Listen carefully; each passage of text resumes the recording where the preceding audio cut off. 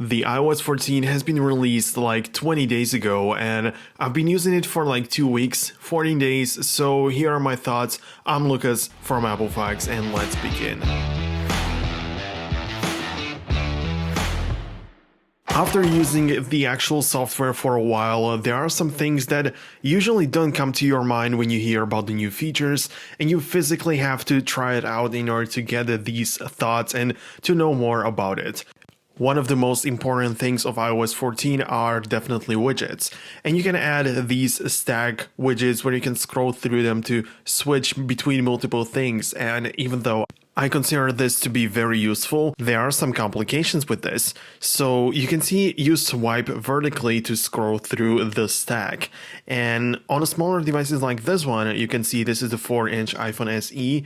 You can see that the screen is very tiny for this type of widget, but on the larger devices it is similar as well. But the thing I'm trying to say is that there are multiple vertical gestures in iOS right now, and it's kind of difficult to trigger the exact one you want at the moment.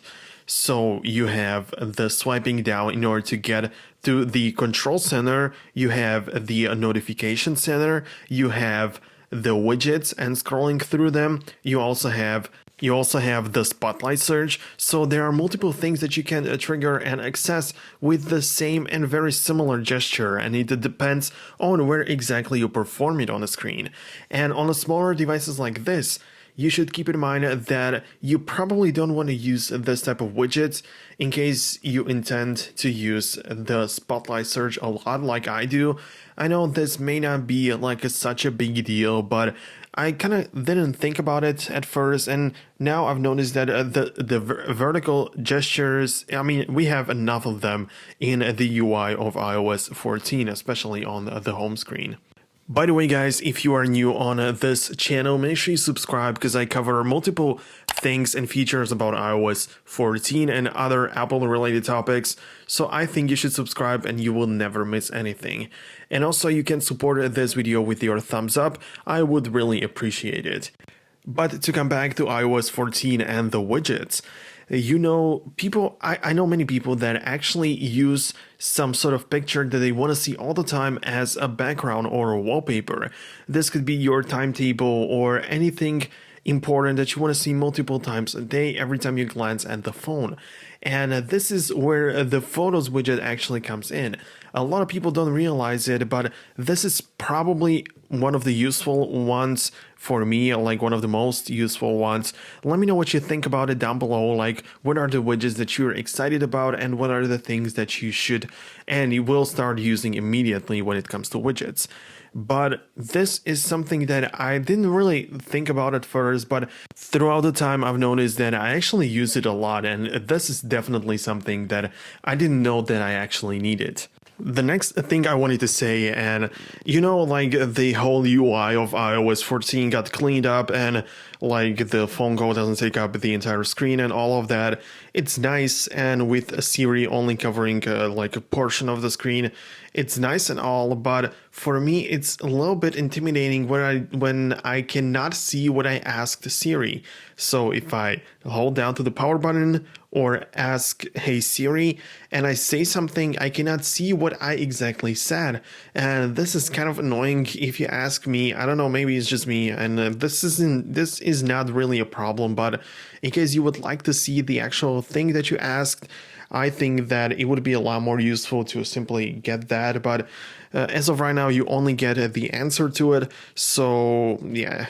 The next thing I would tweak just a tiny little bit would be the battery widget. I consider this to be, again, very useful since I don't have to look at the tiny percentage sign in the upper right corner of my iPhone to glance at the battery. But when it's charging, you cannot see it. I would prefer it to be like a green or something, or perhaps when you're getting close to like 0, maybe to turn it turn the number red. I would think that it would be a very, very nice to actually demonstrate that you are running low on battery. And it could be just like with the battery icon that we have right now in iOS 13. Normally you have it without any colors or anything. When you plug it into the charger, it turns green. and when you're draining it, it turns red from 20% below. But if you enable the low power mode, the battery saving mode, so-called, then the battery pictogram, it actually turns yellow. So it would be nice for the widget. I know that this is like the thing that Apple keeps adding and keeps tweaking throughout the betas. I don't consider this to be such a huge thing, but throughout the time I've noticed that I would actually like to see it this way. You've also probably noticed that the whole operating system is a little bit more rounded than it was before, and I don't know why Apple keeps rounding the corners up even more, because as you probably know, we expect to see iPhone 12 this September, and it is supposed to look like the iPhone 5, where it's supposed to be very edgy and like sharp edges should be on every side of the iPhone. I'm not sure how well that is going to look and work with the iOS 14, which is going to be very rounded, and the iPhone is going to be edgy. Maybe they're trying to create a contrast with this. I'm not sure, just a theory, something that just came through my mind really quickly. Not really a big deal at all, but I just kind of wanted to mention it in this video. So here I wanted to mention all of the thoughts that I had about iOS 14. This changes constantly, and if you want to stay updated on the latest features and tips, then definitely subscribe, and thanks a lot for watching. Stay safe. You can also follow me on Instagram if you are really bored, and thanks a lot for watching again. I'll see you guys later in the next video. Peace out, guys.